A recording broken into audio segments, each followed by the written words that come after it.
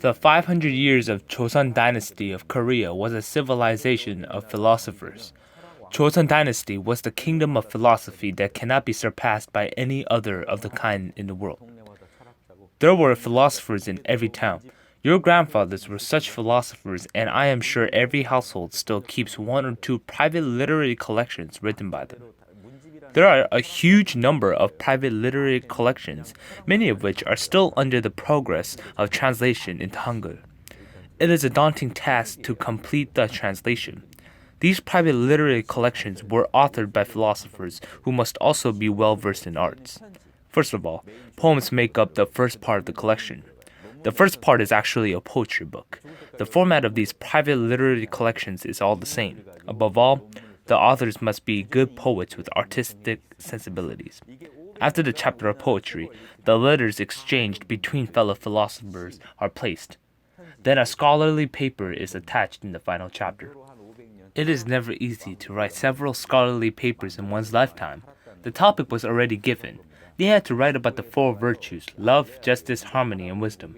As such, throughout the 500 years of Chosun Dynasty, the country's cream of the crop philosophers produced their own literary collections comprised of poems, exchanged letters, and scholarly papers.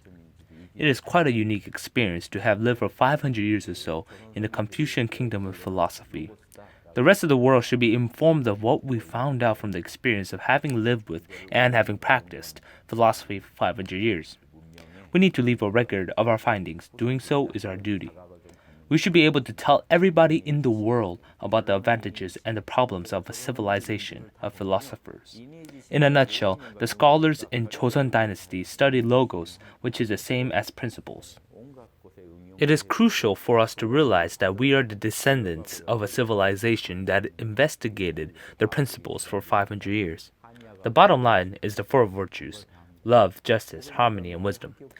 Reading through all the literary collections of the Chosun Dynasty scholars, I found that since the dynasty lasted for 500 years, they studied all sorts of things imaginable with the four virtues. They would apply the four virtues to all different disciplines and probe deeper into the principles of the four virtues. For example, associating the principles of the four virtues to the principles from the Book of Changes. Since their assertions were regarded as the most scientific at the time, the Oriental medicine and all kinds of other disciplines were investigated in the context of the four virtues. There weren't too many other things to do during those 500 years, when they focused only on the four virtues and nothing else. It is a bit regrettable part of the history that this single-minded focus on studying the four virtues deterred the scientific progress in Chosun Dynasty. Nevertheless, we did a comprehensive study on the four virtues. We should be proud of this. If we keep harping on the things we did wrong, it is as if we are spitting on our own faces. We need to promote what we were good at to the whole world. It is only right for each country to share what they were good at in order to improve the world. It is not the right thing to keep on criticizing the faults of each country. Doing so does not serve anybody. We should reflect and correct the things that we need to be corrected. However, I hope you brag about the four virtues our ancestors upheld so highly, because doing so will not damage your self-image.